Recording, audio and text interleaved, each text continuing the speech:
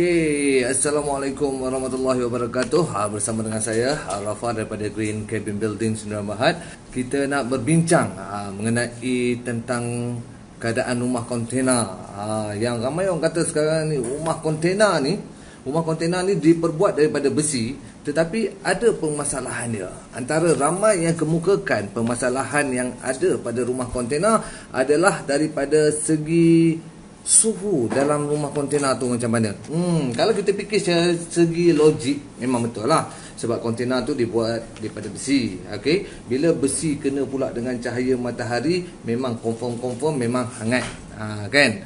Jadi apakah penyelesaian dia? Antara yang pertama, orang kata kena pasang aircon 24 jam. Betul, memang itu adalah salah satu jalan penyelesaian dia. Tetapi adakah ianya memberi kesan? Dia memang memberi kesan, memang betul memberi kesan, memang menyejukkan kita punya rumah kontena. Tetapi permasalahannya adalah daripada segi bil elektrik yang melambung tinggi. Aduh, betul Tapi macam mana kita nak menyejukkan suhu rumah kontena kita? Ataupun bukan setakat rumah kontena, juga boleh pakai pada rumah biasa, rumah konvensional, rumah teres, rumah banglo, kabin pun boleh pasang. Kabin dan kontena adalah satu perkara yang berbeza kita akan ceritakan di lain episod. Ramai yang tak tahu apa dia cellulose fiber. Cellulose fiber ini adalah diperbuat daripada kertas-kertas yang terpakai.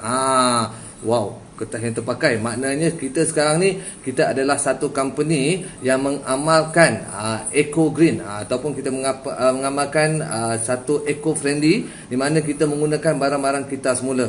Okey, cellulose fiber seperti yang kita sedia maklum adalah dibuat daripada kertas yang terpakai. Ianya mengandungi 75% daripada kertas-kertas yang terpakai. Okey, kelebihan dia. Kelebihan yang kita ada sekarang ni.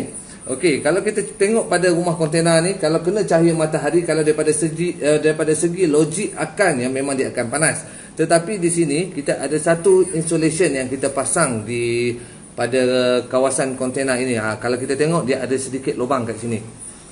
Di sini Okey, di kawasan ini, di mana kat sini kita akan letakkan kita punya cellulose fiber kita, insulation kita. Maknanya kat sini dia akan menjadi penebat haba. Yang keistimewaan yang kedua adalah mengawal suhu ataupun mengawal kondensasi di dalam sesuatu ruang.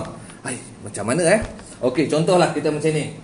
Okey, pada malam tu, pada satu malam, saya suka sertakan sekali dengan contoh nak bagi anda semua faham. Okey, saya pun tidurlah kat dalam rumah ni dengan pintu tertutup apa semua kan. Bila pintu dah tutup, tingkap dah tutup, saya tidur lena je. Lepas tu hari esok saya bangun, saya tutup lah aircon. Tidur kena dalam aircon lah contoh kan. Ni janganlah anggap rumah kontena, rumah biasa pun sama. Dan saya pun keluar daripada rumah pergi kerja, aircon dah tutup tutup pintu dulu. Okey, saya tutup pintu, lepas tu saya pun pergi kerja, naik kereta brum. Okey, dah pergi kerja. Lepas tu saya balik pula petang tu. Okey, dalam pukul, let's say lah, kalau kita balik, kita keluar kerja pukul 8, sampai rumah dalam pukul 6. Saya sampai rumah dalam pukul 6, suhunya masih lagi macam yang saya keluar tadi. Okey, yang ketiga, kelebihan tentang cellulose fiber. Apakah dia lagi? Kelebihan cellulose fiber yang ketiga. Yang ketiga, ia adalah soundproof untuk akustik. Wow, soundproof. Jadi, kalau kita duduk menjerit kat luar, sebab dia sekarang ni, dia akan mengurangkan untuk mengikut ketumpatan kita punya, let's say lah, kita letak dalam ketumpatan dia, kita letak dalam 2 inci lah, contoh lah kita letak 2 inci. Maknanya dia sekarang ni, kalau kita duduk menjerit, kat luar tu dengar bunyi sayup je. Kalau campur dengan dinding, tak dengar tu bunyi. Kita minta Cik Amir, okey, kejap. Kita minta dia tolong. Saya tengok sendiri. Okey. Ini adik-adik tolong jangan cuba di rumah. Okey, ini beliau menggunakan cellulose fiber daripada mangkuk yang saya pakai tadi tu. Okey, dia tembak di atas tu. Oh, nampak tu. Okey, nampaknya ianya tidak terbakar. Walaupun meninggalkan kesan hitam, tetapi ianya tidak terbakar. Nampak? Lagi sekali. Wow. Adik-adik, kepada anda di rumah, tolong jangan melakukan aksi ini di rumah. Okey, sehingga kita berjumpa lagi. Assalamualaikum warahmatullahi wabarakatuh, dan juga bye-bye.